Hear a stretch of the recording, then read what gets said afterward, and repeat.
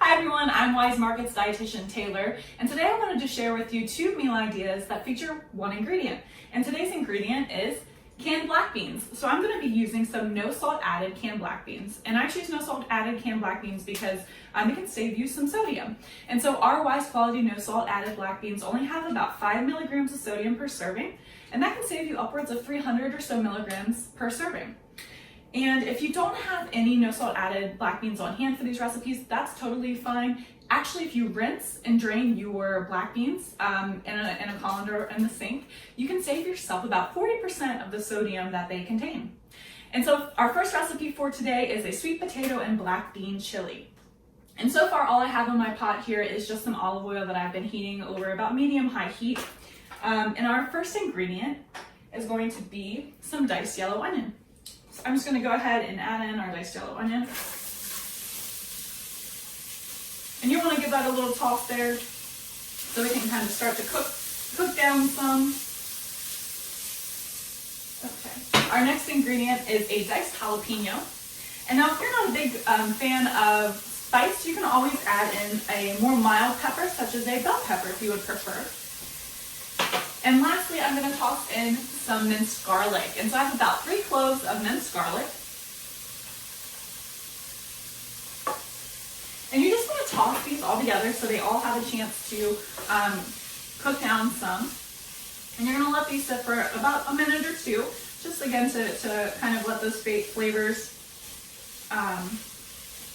mesh. And so I can already smell that garlic, some onion. It's very fragrant. You definitely want to cook them so that you're smelling those ingredients. While those are cooking, I'm going to go ahead and talk about the spices for this dish. And so we're going to be using a half of a teaspoon each of salt, ground cinnamon, and also ground ginger. And so this recipe actually calls for 2 teaspoons of fresh ginger. Now, if you're like me and you don't happen to have any fresh ginger on hand, you can of course use some ground ginger.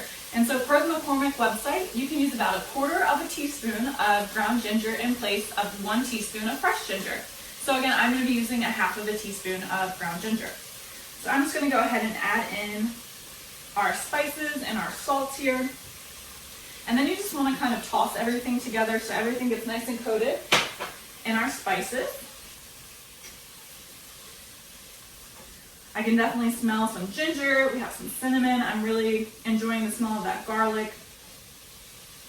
Okay, so now that everything in here is all nice and tossed and combined, we're going to go ahead and add our next ingredient. And so you can do the next ingredient 2 ways. I'm going to be using these no salt added canned diced tomatoes. And so you need 2 cans of diced tomatoes. But you can also use fresh tomatoes if you would rather. So if you wanted to use fresh tomatoes, you need about 5 medium fresh tomatoes. And once you add your tomatoes in, if you're using the fresh ones, you want to cook them for about 5 minutes so that they have a chance to cook down some. Now, because I'm using these canned tomatoes, I'm going to go ahead and move past that step and add in our next ingredient.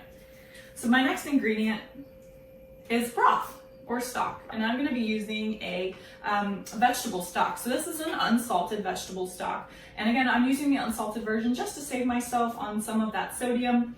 And so you need 4 cups of the vegetable stock. So that's the whole container. So I'm going to go ahead and add that in.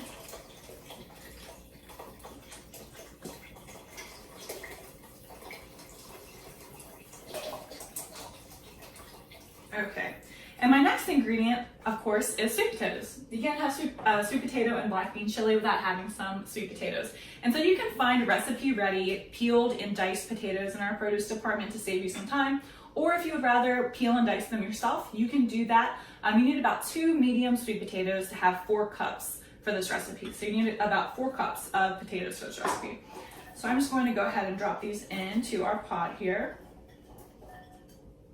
Now at this point, you should allow the potatoes to cook for about 10 minutes so that they become tender. But because I want to finish this recipe with you today, I'm going to go ahead and move on to the next step. So everything's all nice and combined.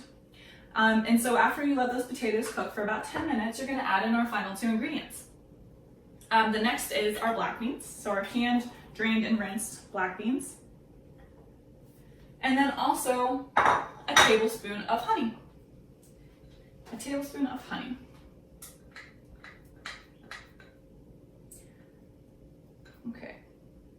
just gonna stir everything together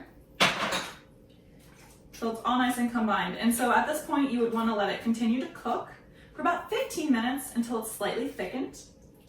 And just like that, you have the sweet potato and black bean chili ready for your table. And so this is a great vegetarian recipe if you've been looking for some vegetarian meal ideas for your dinner table. But we're gonna go ahead and transition to our next recipe. Our second recipe for today is an easy black bean burger.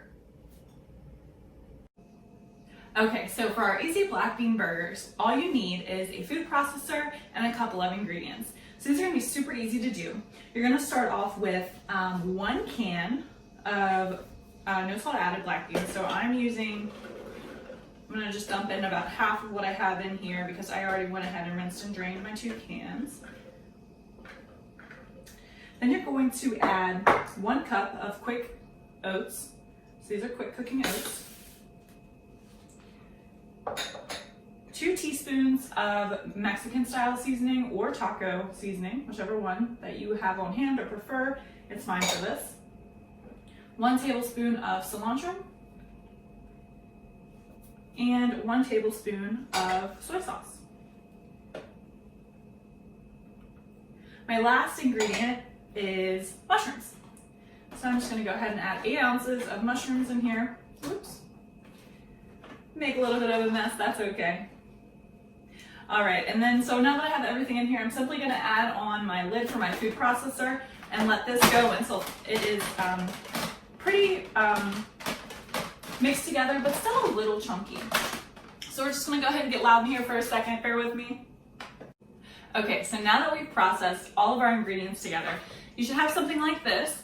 So you can see that it still has a couple of specks of oats in there. There's a couple of chunks still in there. And now we're just gonna go ahead and add in the rest of our black beans. And then also some finely diced walnuts. And so if you want to just give your walnuts a quick pulse in the food processor before you add in all those other ingredients, that's a great way to kind of save someone time there. And so we're just gonna fold until all of these ingredients are nice and incorporated. And after you have your dough of sorts for your black bean burgers, what you wanna do is you wanna shape them into patties. And so this recipe makes 6 black bean burgers. And all you have to do is just take your desired size burger out and then just roll it into a ball and press it into your desired patty shape. So I put mine on an aluminum foil covered pan, like this one here. And I usually use about 3 at a time, and then I freeze these other 3. And so these are great because they do freeze really well. You can freeze them for about 3 months or so. You do want to freeze them for an hour prior to baking them. You want to bake them at 375 for about 15 minutes, maybe sprinkle them with some cheese, and then bake them for additional 5 minutes. And so these are great on a whole wheat bun, maybe with some sliced avocado and a side salad. So I hope that both of these recipes today gave you some inspiration. You can find both of these recipes in the description of this video, and thanks for watching.